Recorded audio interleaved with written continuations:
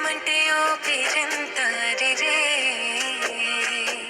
కళ్ళు రెండు పుస్తకాలు, భాషలేని అక్షరాలు, చూపులోనే అర్థమయ్యే అన్ని మాటలు.